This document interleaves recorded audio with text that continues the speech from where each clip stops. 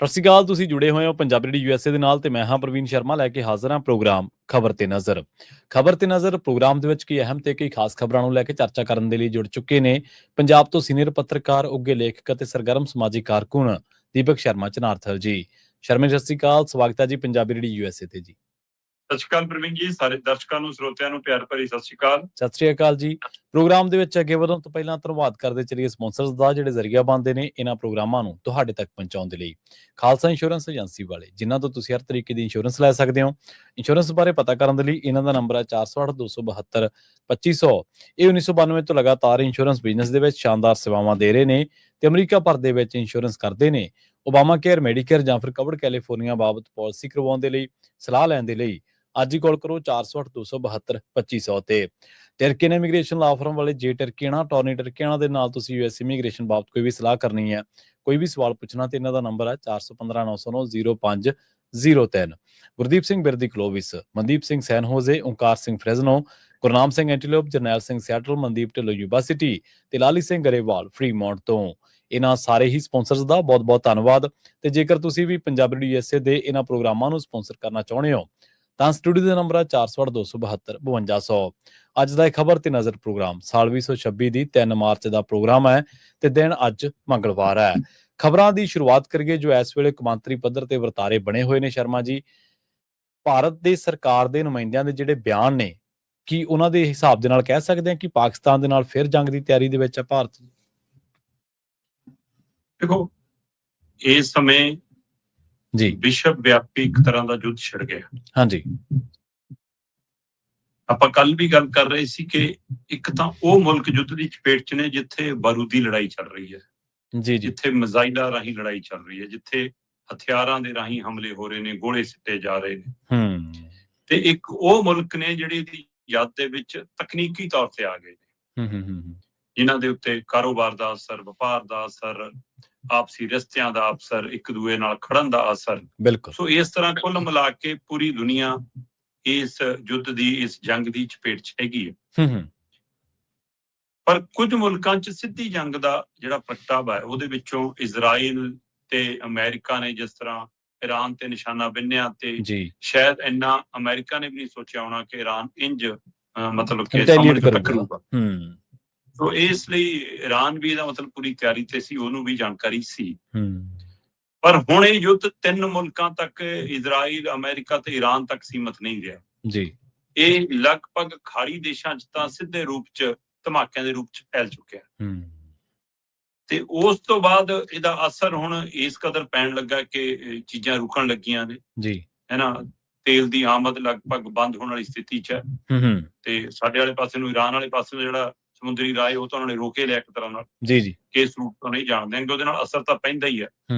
ਸੋ ਇਸ ਲਈ ਇਹ ਫਿਕਰ ਤਾਂ ਖੜੇ ਨੇ। ਪਰ ਇਹਦੇ ਸਭ ਦੇ ਦਰਮਿਆਨ ਭਾਰਤ ਦੇ ਪ੍ਰਧਾਨ ਮੰਤਰੀ ਤੋਂ ਲੈ ਕੇ ਉਹਨਾਂ ਦੇ ਵਿਭਾਗਾਂ ਤੱਕ ਸ਼ਾਂਤੀ ਦੀਆਂ ਗੱਲਾਂ ਬਹੁਤ ਕੀਤੀਆਂ ਜਾ ਰਹੀਆਂ ਨੇ। ਪਰ ਬਿਲਕੁਲ ਮਤਲਬ ਜੰਗ ਦੇ ਮਾਹੌਲ ਦੇ ਵਿੱਚ ਤੁਹਾਨੂੰ ਤੇਲ ਘਿਓ ਦੀ ਲੋੜ ਨਹੀਂ ਹੁੰਦੀ, ਪਾਣੀ ਦੀ ਲੋੜ ਹੁੰਦੀ ਹੈ ਕਿ ਤੁਸੀਂ ਪਾਣੀ ਪਾਓ ਤੇ ਅੱਗ ਨੂੰ ਠੰਡਿਆ ਕਰੋ।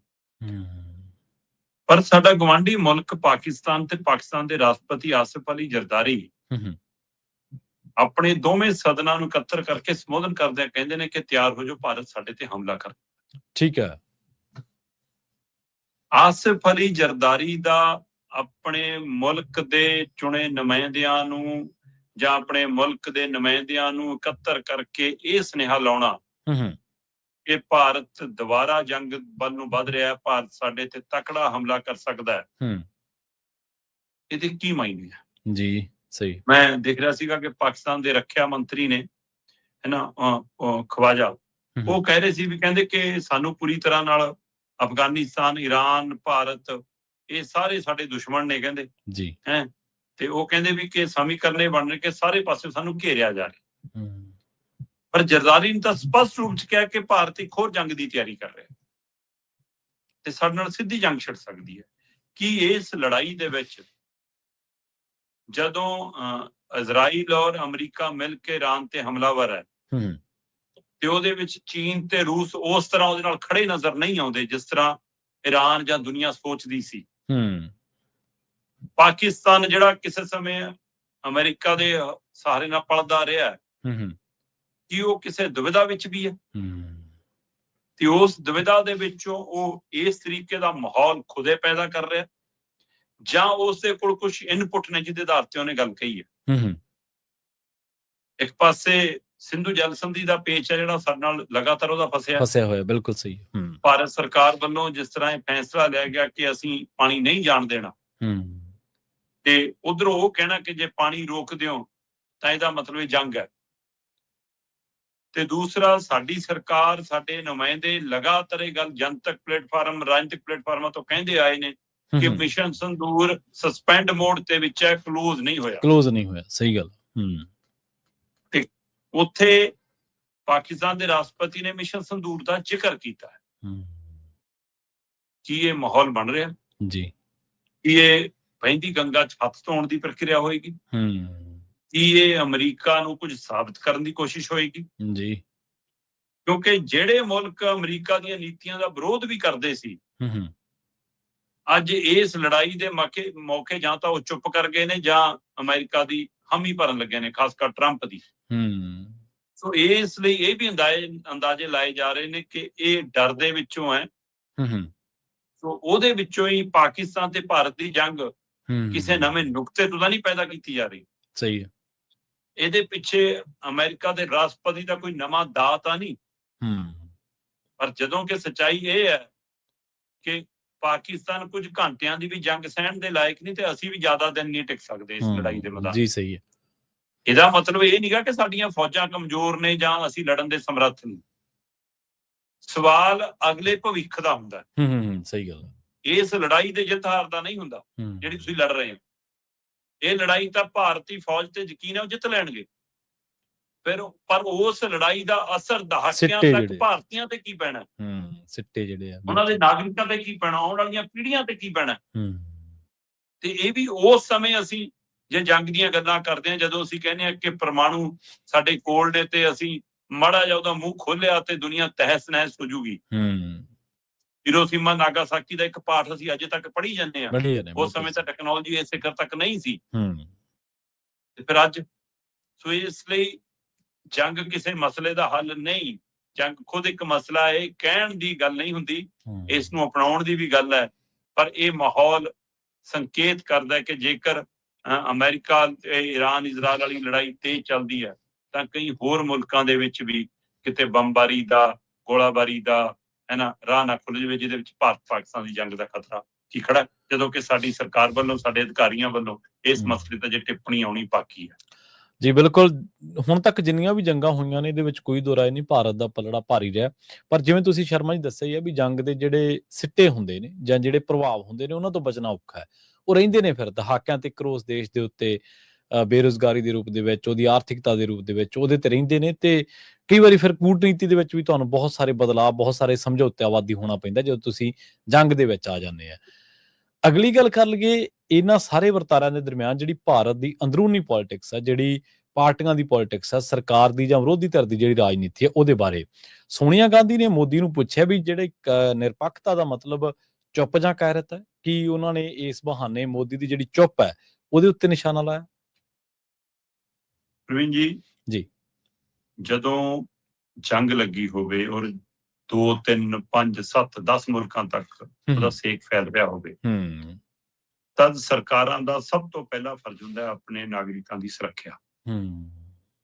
ਉਹਨਾਂ ਮੁਲਕਾਂ 'ਚ ਗਏ ਹੋਏ ਆਪਣੇ ਟੂਰਿਸਟ ਦੇ ਹਵਾਲੇ ਨਾਲ, ਵਿਜ਼ਟਰ ਵੀਜ਼ੇ ਦੇ ਹਵਾਲੇ ਨਾਲ, ਸਟੱਡੀ ਵੀਜ਼ੇ ਦੇ ਹਵਾਲੇ ਨਾਲ, ਵਰਕ ਵੀਜ਼ੇ ਦੇ ਹਵਾਲੇ ਨਾਲ, ਜਾਂ ਜਿਹੜੇ ਉੱਥੇ ਪਰਮਾਨੈਂਟ ਵੀ ਹੋਣ, ਜਿਨ੍ਹਾਂ ਦੇ ਪਰਿਵਾਰ ਜੜ੍ਹਾਂ ਇੱਧਰ ਸਾਡੇ ਮੁਲਕ 'ਚ ਨਾਲ।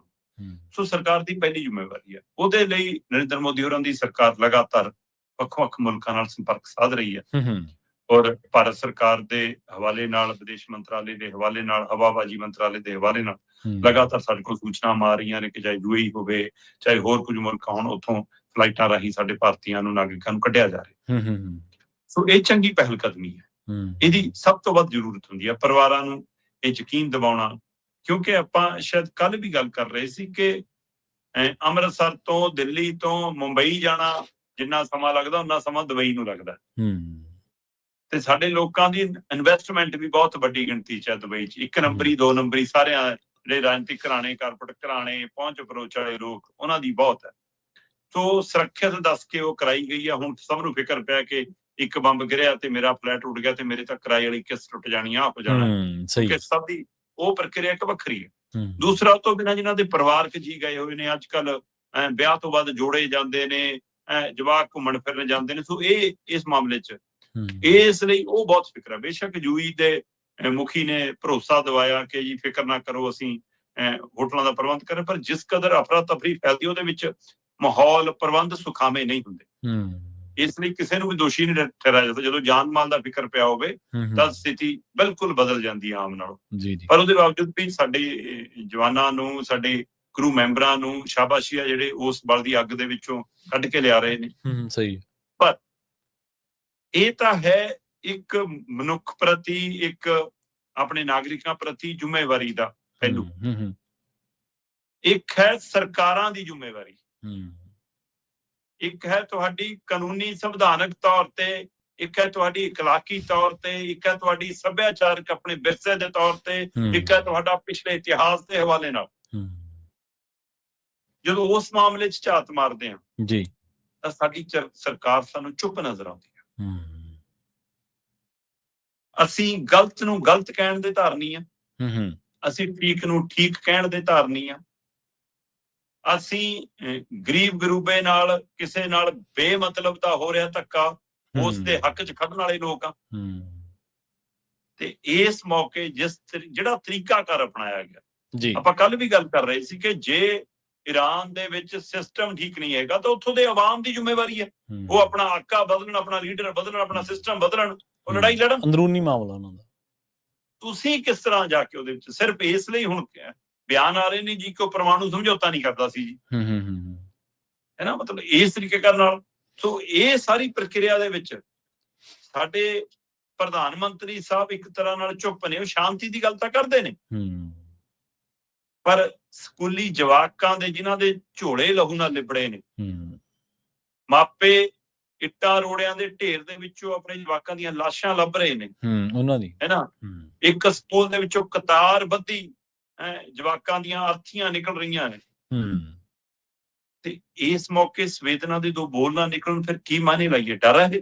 ਸਹੀ। ਤੁਸੀਂ ਜਾਨੀ ਨੁਕਸਾਨ ਦੇ ਉੱਤੇ ਅਫਸੋਸ ਵੀ ਨਹੀਂ ਪ੍ਰਗਟਾ ਪਾ ਰਹੇ। ਸਹੀ। ਗਲਤ ਠੀਕ ਦੀ ਤਾਂ ਗੱਲੇ ਛੱਡੋ, ਫਿਰ ਤੇ ਕੀ ਮਾਇਨੇ? ਜੀ ਜੀ।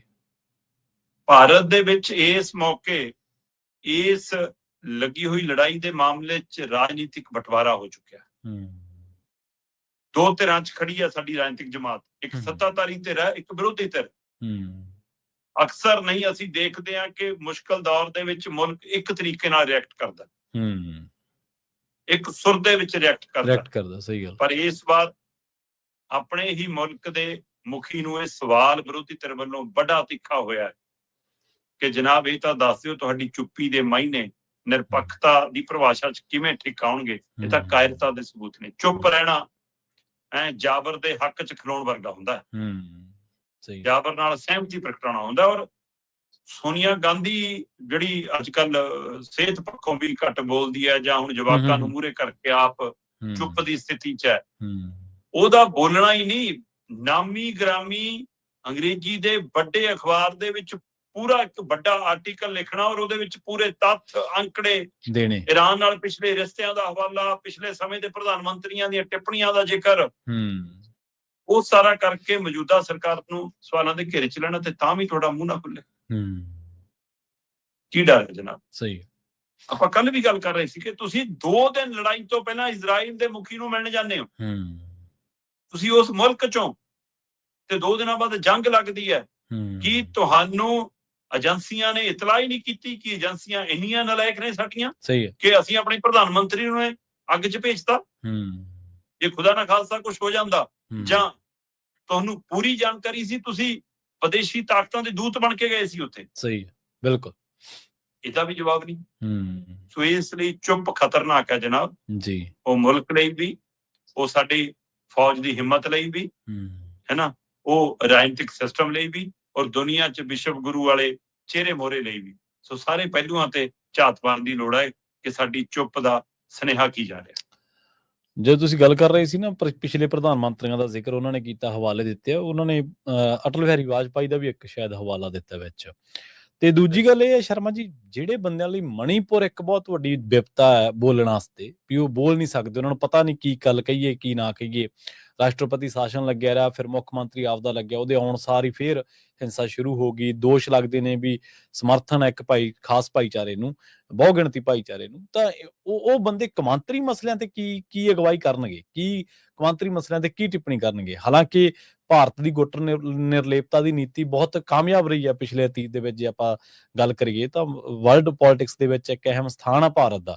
ਪਰ ਜਦੋਂ ਆਗੂ ਚੁੱਪ ਹੀ ਕਰ ਜਾਂਦੇ ਨੇ, ਚੁੱਪ ਦੇ ਹੁਣ ਮਹੀਨੇ ਦੁਸ਼ਮਣ ਹੋਰ ਕੱਢਦੇ ਨੇ, ਨਾਲ ਦੇ ਹੋਰ ਕੱਢਦੇ ਨੇ, ਜਿਹੜੇ ਹੋਰ ਝਾਕਦੇ ਨੇ, ਜਿਹੜੇ ਕੀ ਬੋਲਣਗੇ ਉਹ ਹੋਰ ਕੱਢਦੇ ਨੇ। ਪ੍ਰਵੀਨ ਜੀ, ਮੈਂ ਪੰਜਾਬ ਦੇ ਹਵਾਲੇ ਨਾਲ ਦੇਖ ਰਿਹਾ ਸੀ ਕਿ ਇਹ ਜੁੱਧ ਹੋਰਨਾਂ ਮੁਲਕਾਂ 'ਚ ਲੱਗੀ ਹੈ ਜੀ, ਹੋਰਨਾਂ ਮੁਲਕਾਂ 'ਚ ਲੱਗੀ ਹੈ। ਹਾਂਜੀ ਹਾਂਜੀ। ਪੰਜਾਬ 'ਚ ਹਰ ਮਹੀਨੇ ਕਹਿੰਦੇ 1500 ਕੰਟੇਨਰਾਂ ਦਾ ਐਕਸਪੋਰਟ ਹੁੰਦਾ, ਉਹ ਠੱਪ ਹੋ ਗਿਆ। 1500 ਮਤਲਬ 1500 ਦਾ ਮਤਲਬ 1200 ਤੋਂ ਲੈ ਕੇ 1600 ਕਰੋੜ ਤੱਕ। ਜੀ ਜੀ, ਸਹੀ ਗੱਲ ਆ। 1200 ਕਰੋੜ ਤੋਂ ਲੈ ਕੇ 1600 ਕਰੋੜ ਤੱਕ ਦਾ ਵਪਾਰ ਹਰ ਮਹੀਨੇ ਪੰਜਾਬ ਦਾ ਪ੍ਰਭਾਵਿਤ ਹੋਇਆ। ਮੈਂ ਇੱਕ ਸੂਬੇ ਦੀ ਗੱਲ ਕਰ ਰਿਹਾ, ਤੇ ਪੂਰੇ ਮੁਲਕ ਤੇ ਕੀ ਅਸਰ ਹੋਣਾ ਜੀ ਇਹਦਾ? ਸਹੀ ਆ, ਬਿਲਕੁਲ। ਸਾਡੇ ਕੋਲ ਕਹਿੰਦੇ 20-25 ਦਿਨਾਂ ਦਾ ਕੱਚਾ ਤੇਲ ਹੈ। ਮੈਂ ਕਹਿੰਦਾ ਠੀਕ ਹੈ, ਪ੍ਰਬੰਧ ਹੋ ਜੂ ਬਦਲਵਾਂ, ਪਰ ਜਿਹੜਾ ਲੋਕਾਂ 'ਚ ਇਹਦਾ ਫਿਕਰ ਪੈਂਦਾ ਉਹਦਾ। ਸੋ ਇਸ ਲਈ ਸਮੁੱਚੇ ਕਾਰੋਬਾਰ ਤੇ ਸਮੁੱਚੇ ਅਰਥਚਾਰੇ ਤੇ ਇਹਦਾ ਜਿਹੜਾ ਪ੍ਰਭਾਵ ਹੈ, ਤੁਸੀਂ ਆਪਣੇ ਹੀ ਹਵਾਲੇ ਨਾਲ ਅਪੀਲ ਕਰ ਲਓ। ਉਹ ਵੀ ਬੋਲਣ ਦੀ ਹਿੰਮਤ ਨਹੀਂ, ਉਹ ਵੀ ਬੋਲਣ ਦੀ ਹਿੰਮਤ। ਸਹੀ ਗੱਲ, ਬਿਲਕੁਲ। ਅਗਲੀ ਗੱਲ ਕਰ ਲਈਏ ਪੁਨਰ ਸੁਰਜੀਤ ਅਕਾਲੀ ਦਲ ਦੀ। ਕਹਿੰਦੇ ਬਿਨਾਂ ਐਲਾਨੇ ਹੀ ਇਹਨਾਂ ਦਾ ਭਾਜਪਾ ਦੇ ਨਾਲ ਸਮਝੌਤਾ ਹੋ ਗਿਆ ਜੀ। ਪ੍ਰਵੀਨ ਜੀ, ਹੋਲੇ ਮਹੱਲੇ ਦੇ ਮੌਕੇ ਤੇ ਪੁਨਰ ਸੁਰਜੀਤ ਅਕਾਲੀ ਦਲ ਨੇ ਆਪਣੀ ਰੈਲੀ ਕਰਨ ਦਾ ਮਨ ਬਣਾਇਆ ਸੀ ਜੀ। ਵੈਸੇ ਹੋਲੇ ਮਹੱਲੇ ਦੇ ਮੌਕੇ ਤੇ ਅੱਜ ਕੱਲ੍ਹ ਰਾਜਨੀਤਿਕ ਰੈਲੀਆਂ ਨਹੀਂ ਹੁੰਦੀਆਂ, ਕਿਉਂਕਿ ਇੱਕ ਵਾਰ ਫਤਿਹਗੜ੍ਹ ਸਾਹਿਬ ਦੀ ਸਭਾ ਤੋਂ ਲੈ ਕੇ ਇਹ ਪ੍ਰਕਿਰਿਆ ਹੋਈ, ਫਿਰ ਚਲੋ ਮਾਘੀ ਮੇਲੇ ਤੇ ਹੋਣ ਲੱਗ ਪਈਆਂ, ਇੱਧਰ ਲਗਭਗ ਬੰਦ ਰਹੀਆਂ। ਪਰ ਇਸ ਵਾਰ ਬਾਕੀ ਪ੍ਰਮੁੱਖ ਦਲਾਂ 'ਚ ਤਾਂ ਮੈਂ ਰੈਲੀਆਂ ਨਹੀਂ ਦੇਖੀਆਂ ਉੱਥੇ, ਪਰ ਜਿਹੜਾ ਮੇਰੇ ਧਿਆਨ 'ਚ ਹੈ ਕਿ ਪੁਨਰ ਸੁਰਜੀਤ ਨੇ ਰੈਲੀ ਕੀਤੀ, ਸਟੇਜ ਲਾਈ ਜੀ, ਠੀਕ ਠਾਕ ਪੰਡਾਲ ਲਾਇਆ, ਨਾ ਜ਼ਿਆਦਾ ਬੜਾ ਨਾ ਜ਼ਿਆਦਾ ਛੋਟਾ, ਤੇ ਜਿਹੜੇ ਲੀਡਰ ਮੰਚ ਤੇ ਸੀ ਉਹਨਾਂ ਚੋਂ ਬਿਲਕੁਲ ਹੈ ਕਿ ਰਾਜਨੀਤਿਕ ਚੋਣਾਂ ਜਿਹੜੇ ਲੜਦੇ ਰਹੇ ਨੇ ਉਹਨਾਂ ਦਾ ਇੰਨਾ ਪ੍ਰਭਾਵ ਤਾਂ ਹੁੰਦਾ ਹੈ ਕਿ ਉਹ 200 400 ਬੰਦਾ ਲਿਆ ਸਕਣ। ਸੋ ਇਸ ਲਈ ਉਹ ਫਿਰ ਸੰਗਤ ਆਈ ਹੁੰਦੀ ਹੈ, ਅਗਲੀ ਕਹਿੰਦੀ ਚਲੋ ਜੱਦਰ ਸਾਹਿਬ ਆ ਰਹੇ ਨੇ, ਸੁਣ ਲਈਏ ਕੁਛ। ਸੋ ਇਸ ਲਈ ਠੀਕ ਠਾਕ ਪੰਡਾਲ ਭਰਿਆ ਵੀ ਨਜ਼ਰ ਆਇਆ। ਪਰ ਸਵਾਲ ਇਹ ਸੀਗਾ ਕਿ ਸਟੇਜ ਤੇ ਕੌਣ ਕੌਣ ਸੀ ਤੇ ਕੌਣ ਕੌਣ ਨਹੀਂ ਸੀ। ਜੀ ਜੀ। ਗਿਆਨੀ ਰਘਬੀਰ ਸਿੰਘ ਦੀ ਰਾਜਨੀਤੀ 'ਚ ਐਂਟਰੀ ਹੋ ਗਈ ਜੀ। ਠੀਕ ਹੈ।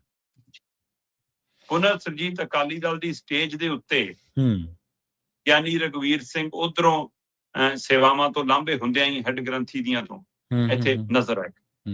ਜਦੋਂ ਪੁਨਰ ਸੁਰਜੀਤ ਦੇ ਪ੍ਰਧਾਨ ਬਣੇ ਸੀ ਗਿਆਨੀ ਹਰਪ੍ਰੀਤ ਸਿੰਘ, ਤਦ ਗਿਆਨੀ ਰਘਬੀਰ ਸਿੰਘ ਦਾ ਕਹਿਣਾ ਸੀ ਕਿ ਜੀ ਰਾਜਨੀਤਿਕ ਦਲ ਦੀ ਮੁਖੀ ਨਹੀਂ ਬਣਨਾ ਚਾਹੀਦਾ ਸੀ, ਧਾਰਮਿਕ ਸ਼ਖਸੀਅਤ ਸੀਗੇ, ਤੇ ਅੱਜ ਦੇਰ ਨਹੀਂ ਲਾਈ ਜੀ ਉਹ ਪੌੜੀਆਂ ਚੜ੍ਹਨ ਦੇ ਲਈ।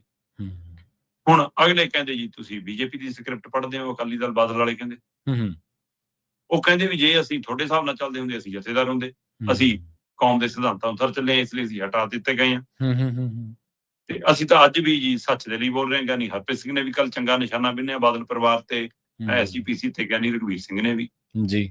ਪਰ ਸਟੇਜ ਤੇ ਬੀਬੀ ਜਗੀਰ ਕੌਰ ਨਜ਼ਰ ਨਹੀਂ ਆਈ। ਠੀਕ ਹੈ। ਸਟੇਜ ਤੇ ਮਨਪ੍ਰੀਤ ਇਆਲੀ ਨਜ਼ਰ ਨਹੀਂ ਆਈ। ਸਟੇਜ ਤੇ ਇਕਬਾਲ ਸਿੰਘ ਝੁੰਦਾ ਲੱਭੇ ਨਹੀਂ। ਸਟੇਜ ਤੇ ਉਮੈਦਪੁਰੀ ਹੋਰੀ ਲੱਭੇ ਨਹੀਂ ਜੀ। ਸਟੇਜ ਤੇ ਬਾਬਾ ਵੇਦੀ ਹੋਰੀ ਸਰਪ੍ਰਸਤ ਗਿਆਨੀ ਮਤਲਬ ਜਿਹੜੇ ਪਹਿਲਾਂ ਜਥੇਦਾਰ ਸਾਹਿਬ ਰਹੇ ਨੇ, ਹੈਨਾ, ਪ੍ਰੋਫੈਸਰ ਮਨਜੀਤ ਸਿੰਘ ਜੀ ਪਟਿਆਲੇ ਵਾਲੇ, ਉਹ ਜਿਹੜੇ ਹੁੰਦੇ ਅੱਜ ਕੱਲ੍ਹ ਸ੍ਰੀ ਅਨੰਦਪੁਰ ਸਾਹਿਬ ਨੇ, ਉਹ ਵੀ ਆਏ ਨਹੀਂ ਜੀ। ਸੋ ਇਹਦੇ ਮਾਇਨੇ ਕੀ ਲਾਈਏ ਜੀ, ਕਿ ਕਿਉਂ ਨਹੀਂ ਆਏ? ਠੀਕ ਹੈ, ਸੁੱਚਾ ਸਿੰਘ ਛੋਟਾਪੁਰ ਸੀ, ਠੀਕ ਹੈ, ਪਰਮਿੰਦਰ ਢੀਂਡਸਾ ਸੀ। ਇਹਨਾਂ ਦੋਵਾਂ ਤੋਂ ਇਲਾਵਾ ਜਿਨ੍ਹਾਂ ਦੀ ਚਰਚਾਵਾਂ ਤੁਰਦੀ ਹੈ ਕਿ ਉੱਧਰ ਜਾ ਸਕਦੇ ਨੇ, ਬਾਦਲਾਂ ਕਨੀ ਜਾ ਸਕਦੇ ਨੇ, ਬੀਜੇਪੀ ਨਾਲ ਤਾਲਮੇਲ 'ਚ ਨੇ, ਉਹਨਾਂ ਚੋਂ ਪ੍ਰੇਮ ਸਿੰਘ ਚੰਦੂਮਾਜਰਾ ਤੇ ਸੁਰਜੀਤ ਸਿੰਘ ਰੱਖੜਾ ਸਟੇਜ ਤੇ ਸੀ ਜੀ। ਸਹੀ ਹੈ। ਹੁਣ ਸੁਰਜੀਤ ਸਿੰਘ ਰੱਖੜਾ ਤੇ ਪ੍ਰੇਮ ਸਿੰਘ ਚੰਦੂਮਾਜਰਾ ਦਾ ਸਟੇਜ ਤੇ ਆਉਣ ਦਾ ਮਤਲਬ ਇਹ ਤਾਂ ਨਹੀਂ ਹੈਗਾ ਕਿ ਬੀਜੇਪੀ ਨਾਲ ਗੱਠਜੋੜ ਹੋ ਗਿਆ। ਬਈ ਅਗਲੇ ਤਾਂ ਗੱਠਜੋੜ ਕਰਾਉਣ 'ਚ ਰੋਲ ਨਿਭਾ ਸਕਦੇ ਨੇ, ਕਿਉਂਕਿ ਪ੍ਰੇਮ ਸਿੰਘ ਚੰਦੂਮਾਜਰੇ ਬਾਰੇ ਬਹੁਤ ਗੱਲਾਂ ਬੜੀ ਦੇਰ ਤੋਂ ਚੱਲੀ ਜਾਂਦੀਆਂ ਨੇ। ਹਾਂਜੀ ਹਾਂਜੀ। ਤੇ ਉਹ ਚੋਣਾਂ ਦੇ ਦਰਮਿਆਨ ਜੰਮੂ ਕਸ਼ਮੀਰ 'ਚ ਬੀਜੇਪੀ ਦੇ ਚੋਣ ਨਿਸ਼ਾਨ ਤੇ ਖੜ ਕੇ ਇੱਕ ਉਮੀਦਵਾਰ ਲਈ ਵੋਟਾਂ ਵੀ ਮੰਗੇ ਆਏ ਸੀ ਜੀ।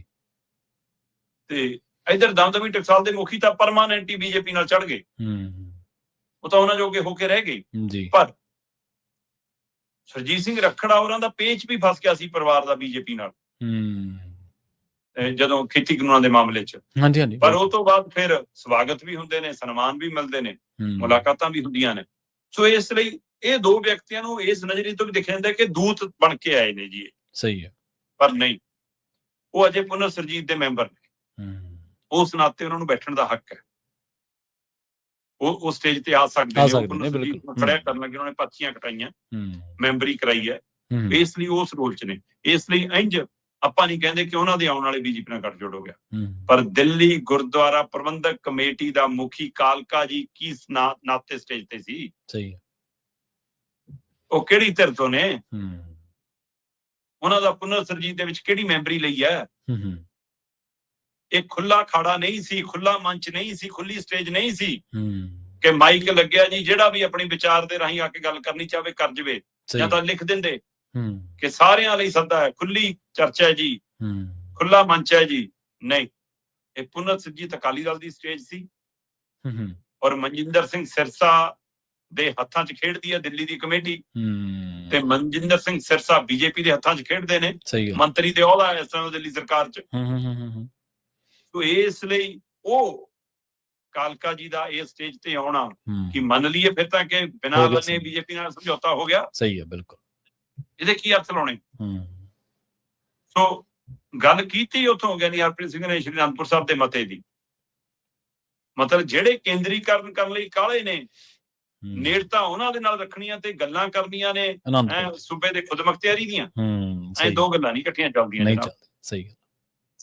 ਕਿਤੇ ਇਹੀ ਗਲਤ ਫੈਸਲੇ ਤੁਹਾਡੇ ਬਾਦਲ ਦਾ ਨੂੰ ਮੁੜ ਕੇ ਮਜ਼ਬੂਤੀ ਨਾ ਦੇ ਜਾਣਾ, ਹਿਸਾਬ ਲਾ ਲਿਓ। ਇਸ ਲਈ ਇਹ ਖੰਡੇ ਦੀ ਧਾਰ ਤੇ ਤੁਰਨਾ ਆਸਾਨ ਨਹੀਂਗਾ ਜੀ। ਸਹੀ ਹੈ। ਚਲੋ ਦੇਖਦੇ ਹਾਂ ਜੀ ਆਉਂਦੇ ਸਮੇਂ 'ਚ ਕੀ ਹੁੰਦਾ ਹੈ, ਪਰ ਰਾਜਨੀਤਿਕ ਦਾਅ ਪੇਚ ਮੈਨੂੰ ਲੱਗਦਾ ਗਿਆਨੀ ਹਰਪ੍ਰੀਤ ਸਿੰਘ ਚੰਗੀ ਤਰ੍ਹਾਂ ਸਿੱਖ ਗਏ ਨੇ। ਉਹ ਕਹਿੰਦੇ ਜਿਹਨੇ ਜਾਣਾ ਜਾਓ, ਮੈਂ ਤਾਂ ਖੜਾ ਹੈ, ਹੈਨਾ। ਤੇ ਪਰ ਦੂਏ ਤੇ ਰੌਲਾ ਪਾਉਂਦੇ ਨੇ ਕਿ ਸਭ ਤੋਂ ਵੱਧ ਨੇੜਤਾ ਹੀ ਬੀਜੇਪੀ ਨਾਲ ਇਹਨਾਂ ਦੀ ਹੈ। ਸੋ ਕਾਲਕਾ ਹੋਰਾਂ ਦੇ ਸਟੇਜ ਤੇ ਆਉਣ ਨਾਲ ਇਹ ਚਰਚਾ ਹੋਰ ਵੱਡੀ ਹੋ ਗਈ ਆ। ਠੀਕ ਹੈ, ਇਕੱਠ ਹੋ ਗਿਆ, ਪਰ ਪੁਨਰ ਸਰਜੀਤ ਦੇ ਅੰਦਰ ਇੱਕ ਸੁਰਤਾ, ਇੱਕ ਭਾਵਨਾ, ਇੱਕ ਏਜੰਡਾ, ਇੱਕ ਨੁਕਤਾ ਨਹੀਂ ਹੈ ਅਜੇ ਫਿਲਹਾਲ। ਜੀ ਬਿਲਕੁਲ। ਤੇ ਨਾਲੇ ਇਹ ਵੀ ਗੱਠਜੋੜ ਕੱਲੇ ਐਲਾਨੀਆਂ ਥੋੜੋ ਹੁੰਦੇ ਆ, ਗਾਣਾ ਐਲਾਨੇ ਵੀ ਤਾਂ ਗੱਠਜੋੜ ਹੁੰਦੇ ਆ ਨਾ। ਬਾਕੀ ਤੁਹਾਡੀਆਂ ਸੁਰਾਂ ਦੱਸਦੀਆਂ ਨੇ ਕਿ ਤੁਸੀਂ ਕਿਸੇ ਧਿਰ ਦੇ ਵਿਰੋਧ ਦੇ ਵਿੱਚ ਖੜੇ ਹੋ ਜਾਂ ਉਹਦੇ ਨਾਲ ਖੜੇ ਹੋ, ਉਹਦੀ ਲਾਈਨ ਟੋ ਕਰ ਰਹੇ ਹੋ ਜਾਂ ਉਹਦੇ ਤੇ ਉਹਦੀ ਲਾਈਨ ਖਿੱਚ ਕੇ ਚੱਲ ਰਹੇ ਹੋ, ਲੀਕ ਖਿੱਚ ਕੇ ਚੱਲ ਰਹੇ ਹੋ। ਅਗਲੀ ਗੱਲ ਕਰੀਏ ਇੱਕ ਬਹੁਤ ਹੀ ਅਹਿਮ ਮਾਮਲੇ ਦੀ, ਬਹੁਤ ਸੰਜੀਦਾ ਮਾਮਲੇ ਦੀ। ਰਣਜੀਤ ਸਿੰਘ ਜਿਹੜਾ ਮੁਕਾਬਲਾ ਹੋਇਆ, ਉਹਦੀ ਦੇਹ ਦਾ ਪੋਸਟਮਾਰਟਮ ਤਾਂ ਹੋ ਗਿਆ ਨੌਜਵਾਨ ਦੀ ਤੇ ਸ਼ਰਮਾ ਜੀ, ਪਰ ਅੰਤਿਮ ਸੰਸਕਾਰ ਹਾਲੇ ਤੱਕ ਨਹੀਂ ਹੋ ਸਕਿਆ ਜੀ। ਪ੍ਰਵੀਨ ਜੀ, ਇਹ ਬੇਸ਼ੱਕ ਰਣਜੀਤ ਸਿੰਘ ਦੇ ਐਨਕਾਊਂਟਰ ਤੇ ਨਾਂ ਦੇ ਉੱਤੇ ਇਕੱਤਰਤਾ ਸ਼ੁਰੂ ਹੋਈ, ਮਾਹੌਲ ਬਣਨਾ ਸ਼ੁਰੂ ਹੋਇਆ, ਸਵਾਲ ਬਣਨਾ ਸ਼ੁਰੂ ਹੋਇਆ, ਪਰ ਹੁਣ ਇਹਦੀ ਯੱਦ ਦੇ ਵਿੱਚ ਲਗਭਗ ਉਹ ਸਾਰੇ ਐਨਕਾਊਂਟਰ ਆ ਰਹੇ ਜਿਹੜੇ ਪਿਛਲੇ ਦਿਨਾਂ 'ਚ ਗਿੱਟੇ ਗੋਡਿਆਂ 'ਚ ਗੋਲੀਆਂ ਤੋਂ ਲੈ ਕੇ ਪਿੱਠਾਂ ਛਾਤੀਆਂ 'ਚ ਗੋਲੀਆਂ ਮਾਰਨ ਤੱਕ ਦੇ। ਜੀ ਜੀ ਜੀ। ਔਰ ਇਹਨਾਂ ਐਨਕਾਊਂਟਰਾਂ ਦੇ ਉੱਤੇ ਸਵਾਲ ਖੜਾ ਕਰਨ ਦਾ ਮਤਲਬ ਇਹ ਬਿਲਕੁਲ ਨਹੀਂ ਹੈਗਾ ਕਿ ਉਹ ਸਾਰਿਆਂ ਨੂੰ ਕੋਈ ਕਲੀਨ ਚਿੱਟ ਦੇ ਰਿਹਾ ਕਿ ਜੀ ਉਹ ਦੋਸ਼ੀ ਸੀ ਜਾਂ ਨਹੀਂ। ਸਹੀ ਹੈ।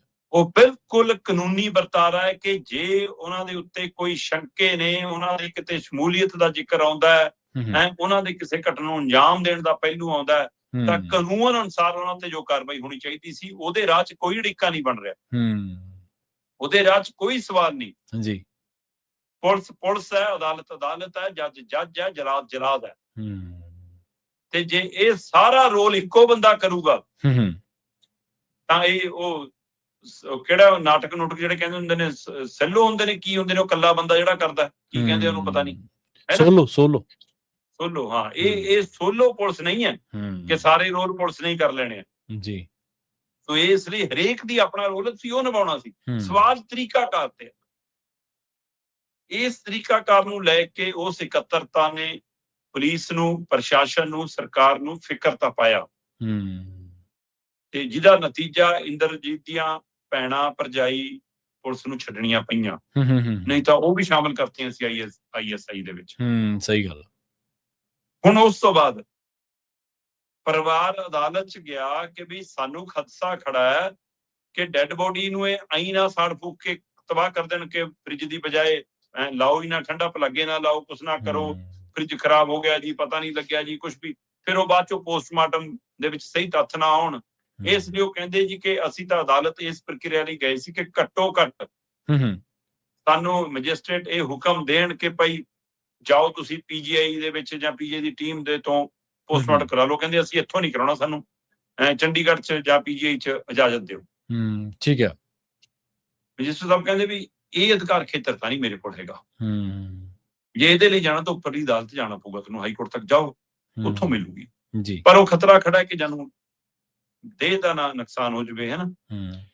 ਫਿਰ ਮੈਜਿਸਟ੍ਰੇਟ ਸਾਹਿਬ ਨੇ ਕਿਹਾ ਵੀ ਕਿ ਇੱਕ ਤਾਂ ਮੈਂ ਆਪ ਆਪਣੀ ਹਾਜ਼ਰੀ 'ਚ ਕਰਾਉਂਗਾ ਪੋਸਟਮਾਰਟਮ ਜੀ, ਦੂਸਰਾ ਉਹਨਾਂ ਨੇ ਕਿਹਾ ਵੀ ਕਿ ਜਿਹੜੀਆਂ ਚੀਜ਼ਾਂ ਸਾਂਭਣੀਆਂ ਪਹਿਲਾਂ ਉਹ ਸੰਭਾਲੋ।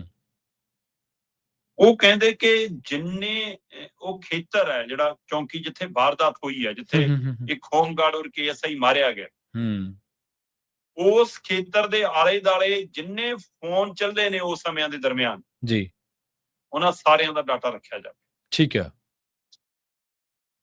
ਸਰਦਾਰ ਹਮੀਰ ਸਿੰਘ ਹੋਰੀ ਤੇ ਕੁਝ ਸਾਥੀ ਉਸ ਦਿਨ ਗਏ ਸੀ ਇਕੱਤਰਤਾ ਜੀ।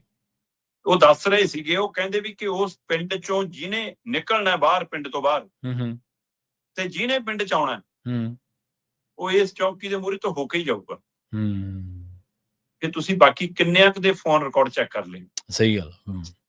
ਉਹਨਾਂ ਦੇ ਅੱਗੇ ਪਿੱਛੇ ਉਹ ਮੁੰਡਿਆਂ ਤੋਂ ਬਿਨਾਂ ਹੋਰ ਕਿੰਨੇ ਲੋਕ ਲੰਘੇ ਹੋਣੇ, ਕਿੰਨਿਆਂ ਦਾ ਰਿਕਾਰਡ ਚੈੱਕ ਕੀਤਾ, ਜਾਂ ਉਹ ਕਿਹੜੇ ਸਬੂਤ ਮਿਲ ਗਏ ਤੁਹਾਨੂੰ ਜੀ ਤੋਂ ਤੁਰੰਤ ਸਾਬਤ ਹੋ ਗਿਆ ਕਿ ਇਹਨਾਂ ਨੇ ਗੋਲੀ ਮਾਰੀ ਹੈ। ਕੀ ਹੋਰਾਂ ਤੋਂ ਪੁੱਛਗਿੱਛ ਕਿਸ ਤੋਂ ਹੋਈ ਹੈ, ਕਿਸ ਦੇ ਹੋਰ ਫੋਨ ਤੁਸੀਂ ਟਰੈਪ ਤੇ ਲਾਏ ਨੇ।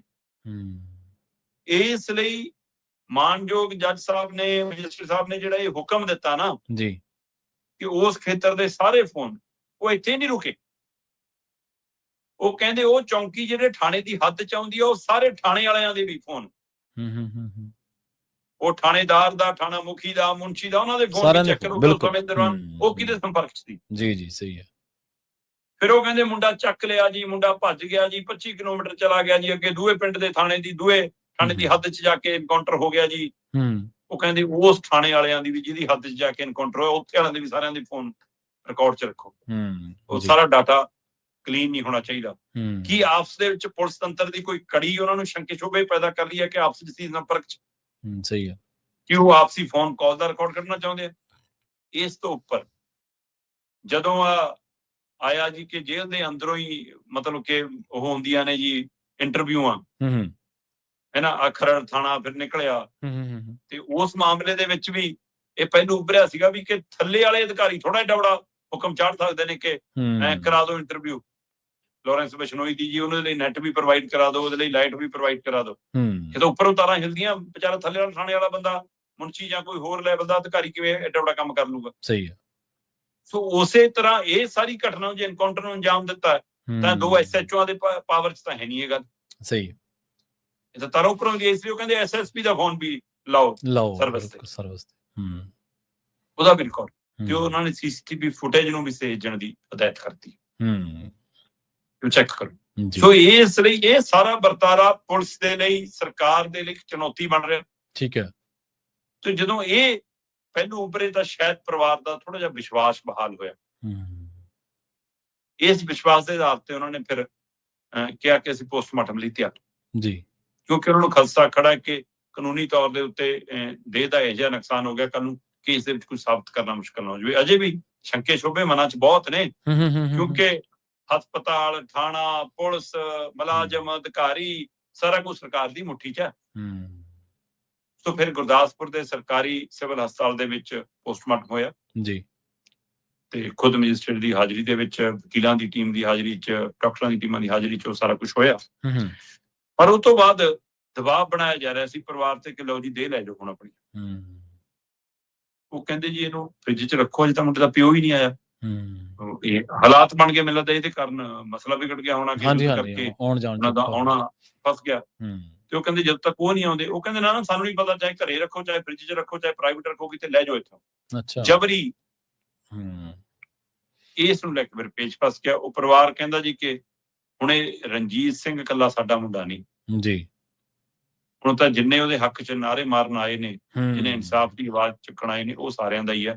ਇਸ ਲਈ ਸਾਡੀ ਤਾਂ ਐਕਸ਼ਨ ਕਮੇਟੀ ਉਹ ਤੈਅ ਕਰੂਗੀ ਕਿ ਦੇਹ ਕਦੋਂ ਲੈਣੀ ਹੈ, ਕਦੋਂ ਸੰਸਕਾਰ ਕਰਨਾ। ਹੂੰ ਉਹ ਫਿਲਹਾਲ ਉਹਨਾਂ ਨੇ ਦੇਹ ਲੈਣਾ ਇਨਕਾਰ ਕੀਤਾ, ਜੀ ਸੰਸਕਾਰ ਅਜੇ ਹੋਣ ਦੀ ਉਮੀਦ ਨਹੀਂ। ਇਸ ਲਈ ਸਰਕਾਰ ਦੇ ਗਲੇ ਦੀ ਹੱਡੀ ਬਣੂਗਾ ਰਣਜੀਤ ਐਨਕਾਊਂਟਰ ਮਾਮਲਾ। ਜੀ ਬਿਲਕੁਲ। ਤੇ ਜਾਂਦਿਆਂ ਦੀ ਗੱਲ ਕਰੀਏ ਸ਼ਰਮਾ ਜੀ, ਪੰਜਾਬ ਸਰਕਾਰ ਦੀ ਕਹਿੰਦੇ ਮਾਈਨਿੰਗ ਤੇ ਰੋਕ ਸੁਪਰੀਮ ਕੋਰਟ ਨੇ ਵੀ ਬਰਕਰਾਰ ਰੱਖੀ ਹੈ ਜੀ। ਪਰਮੀ ਜੀ, ਐਨਜੀਟੀ ਕੋਲ ਕੁਝ ਧਿਰਾਂ ਗਈਆਂ ਸੀ ਜੀ ਵਾਤਾਵਰਨ ਨੂੰ ਲੈ ਕੇ। ਹੂੰ ਜਿਸ ਤਰ੍ਹਾਂ ਦੀ ਸਥਿਤੀ ਹੈਗੀ ਆ, ਹੂੰ ਤੁਸੀਂ ਦੇਖੋ ਕਿ ਪੁਲਾਂ ਦੇ ਥੱਲਿਓਂ ਹੈ ਨਾ ਪਿੱਲਰ ਰੋਡੇ ਹੋ ਗਏ, ਬਿਲਕੁਲ ਬਿਲਕੁਲ ਟਾਵਰਾਂ ਦੀਆਂ ਫੋਟੋਆਂ ਆ ਰਹੀਆਂ ਨੇ ਕਿ ਟਾਵਰਾਂ ਦੀਆਂ ਜੜ੍ਹਾਂ ਪੱਟ ਕੇ ਤੱਕ ਲੈ ਕੇ ਕਦੇ ਵੀ ਗਿਰ ਸਕਦਾ, ਬਿਜਲੀ ਦਾ ਵੱਡਾ ਨੁਕਸਾਨ ਹੋ ਸਕਦਾ ਹੈ। ਫੌਜ ਆਪਣੇ ਮਤਲਬ ਆਪਣਾ ਪੱਖ ਦਲੀਲਾਂ ਰੱਖ ਚੁੱਕੀ ਹੈ ਅਦਾਲਤਾਂ ਦੇ ਵਿੱਚ। ਆਹ ਦੇਖੋ ਜੀ, ਕਿਹੜੇ ਟੋਏ ਪੱਟ ਤੇ ਕੱਲ ਨੂੰ ਜੰਗ ਵਾਲੀ ਸਥਿਤੀ ਆ ਜਾਵੇ, ਸਾਡੇ ਤਾਂ ਟੈਂਕ ਤੱਕ ਨਹੀਂ ਜਾ ਸਕਦੇ, ਹੈ ਨਾ। ਉਹ ਸਾਰੀ ਸਥਿਤੀ ਦੇ ਬਾਵਜੂਦ ਵੀ ਮਾਈਨਿੰਗ ਨਹੀਂ ਰੁਕੀ ਜੀ। ਸਹੀ ਹੈ। ਤੇ ਜਦੋਂ ਵਾਤਾਵਰਨ ਦੇ ਪੱਖੋਂ ਪਿੰਡਾਂ ਦੇ ਹਵਾਲਿਆਂ ਨਾਲ ਕੁਝ ਧਿਰਾਂ ਨੇ ਨੈਸ਼ਨਲ ਗ੍ਰੀਨ ਟ੍ਰਿਬਿਊਨਲ ਤੱਕ ਪਹੁੰਚ ਕੀਤੀ ਤੇ ਉਹਨਾਂ ਨੇ ਇਸ ਮਸਲੇ ਤੇ ਸੁਣਵਾਈ ਕਰਦਿਆਂ ਹੋਇਆਂ ਰੋਕ ਲਾ ਦਿੱਤੀ। 85 ਦੇ ਕਰੀਬ ਅਧਿਕਾਰਤ ਮਾਈਨਿੰਗ ਦੀਆਂ ਸਾਈਟ ਨੇ। ਸੋ ਪੰਗਾ ਤਾਂ ਇਹ ਹੈ ਕਿ ਜਿਹੜੀ ਅਧਿਕਾਰਤ ਮਾਈਨਿੰਗ ਹੈ ਉਹਦੀ ਆੜ 'ਚ ਤਾਂ ਗੈਰ ਅਧਿਕਾਰਤ ਮਾਈਨਿੰਗ ਹੁੰਦੀ ਹੈ। ਜੇ ਹੁਣ ਉਹ ਰੁਕ ਗਈ ਤਾਂ ਦੂਈ ਚਲਾਉਣੀ ਔਖੀ ਹੁੰਦੀ ਹੈ। ਵੈਸੇ ਚੱਲ ਰਹੀ ਹੋ, ਅਜੇ ਵੀ ਇਹ ਨਹੀਂ ਹੈ ਕਿ ਪੂਰੀ ਤਰ੍ਹਾਂ ਬੰਦ ਹੋ ਗਈ ਜੀ ਜੀ, ਪਰ ਫਿਰ ਵੀ ਉਹ ਪ੍ਰਭਾਵਿਤ ਹੋ ਜਾਂਦੀ ਹੈ। ਲੋਕ ਇੰਨੇ ਚਕੰਨੇ ਹੋ ਜਾਂਦੇ ਕਿ ਬਈ ਮਾਈਨਿੰਗ ਬੰਦ ਆ, ਫਿਰ ਟਿੱਪਰ ਕਿੱਥੋਂ ਆ ਰਿਹਾ। ਸੋ ਇਸ ਲਈ ਇਹ ਹੁਣ ਸਰਕਾਰ ਦੀ ਤਰਲੋ ਮੱਛੀ ਹੋਈ ਪਈ ਹੈ ਕਿ ਮਾਈਨਿੰਗ ਖਲਾਈਏ, ਕਿਉਂਕਿ ਉਹ ਸਭ ਨੂੰ ਪਤਾ ਹੈ ਕਿ ਉਹ ਰੇਤੇ ਵਾਲਾ ਪਾਣੀ ਕਿੱਥੇ ਕਿੱਥੇ ਡੁੱਲਦਾ ਜਾਂਦਾ, ਦਿੱਲੀ ਤੱਕ ਪਹੁੰਚ ਜਾਂਦਾ ਤਾਂ। ਜੀ ਸਹੀ ਹੈ। ਸੋ ਇਹ ਇਸ ਲਈ ਮਸਲਾ ਤਾਂ ਉਹਦਾ ਹੈ ਨਾ। ਸੋ ਇਸ ਲਈ ਉਹ ਮਾਈਨਿੰਗ ਖਿਲਾਉਣ ਤੱਕ ਲਈ ਐਨਜੀਟੀ ਦੇ ਖਿਲਾਫ ਪੰਜਾਬ ਸਰਕਾਰ ਸੁਪਰੀਮ ਕੋਰਟ ਤੱਕ ਚਲੀ ਗਈ ਜੀ। ਤੇ ਮਾਨਯੋਗ ਸੁਪਰੀਮ ਕੋਰਟ ਨੇ ਦੋਵੇਂ ਧਿਰਾਂ ਨੂੰ ਸੁਣਨ ਤੋਂ ਬਾਅਦ ਕਿਹਾ ਵੀ ਇਹ ਤਾਂ ਮਾਮਲਾ ਐਨਜੀਟੀ ਨੇ ਦੇਖਣਾ, ਅਸੀਂ ਕਿਉਂ ਖੋਲ੍ਹਦੀਏ, ਕੋਈ ਰੋਕ ਨਹੀਂ ਹਟੂਗੀ। ਐਨਜੀਟੀ ਕੋਲ ਜਾਓ, ਸੁਣਵਾਈ ਉੱਥੇ ਹੀ ਦੁਬਾਰਾ ਹੋਊਗੀ, ਉਸਨੇ ਫੈਸਲਾ ਲੈਣਾ। ਸੋ ਬਰੰਗ ਤੌਰ ਤੇ ਠੀਕ ਹੈ। ਸੋ ਫਿਲਹਾਲ ਵੈਸੇ ਇਹ ਤਾਂ ਕਹਿੰਦੇ ਸੀ ਕਿ ਮਾਈਨਿੰਗ ਨਾਲ ਖਜ਼ਾਨਾ ਭਰਾਂਗੇ, ਖਜ਼ਾਨਾ ਤਾਂ ਨਹੀਂ ਭਰਿਆ, ਖਿੱਸੇ ਖਾਸੇ ਭਰ ਰਹੇ ਨੇ। ਇਹ ਚਰਚਾ ਖੂਬ ਜੀ। ਸਹੀ ਹੈ। ਤੇ ਸ਼ਰਮਾ ਜੀ, ਇਹਨਾਂ ਖਾਸ ਖਬਰਾਂ ਤੇ ਖਾਸ ਜਾਣਕਾਰੀਆਂ ਦੇ ਲਈ ਤੁਹਾਡਾ ਬਹੁਤ ਧੰਨਵਾਦ ਜੀ। ਸਤਿ ਸ਼੍ਰੀ ਅਕਾਲ ਜੀ। ਪ੍ਰੋਗਰਾਮ ਖਬਰ ਤੇ ਨਜ਼ਰ ਨੂੰ ਆਪਾਂ ਇੱਥੇ ਸਮਾਪਤ ਕਰਾਂਗੇ। ਤੁਹਾਡਾ ਸਾਰਿਆਂ ਦਾ ਵੀ ਬਹੁਤ ਧੰਨਵਾਦ। ਸਤਿ ਸ਼੍ਰੀ ਅਕਾਲ। ਇਸੇ ਤਰ੍ਹਾਂ ਜੁੜੇ ਰਹੋ ਪੰਜਾਬੀ ਰੇਡੀਓ USA ਦੇ ਨਾਲ।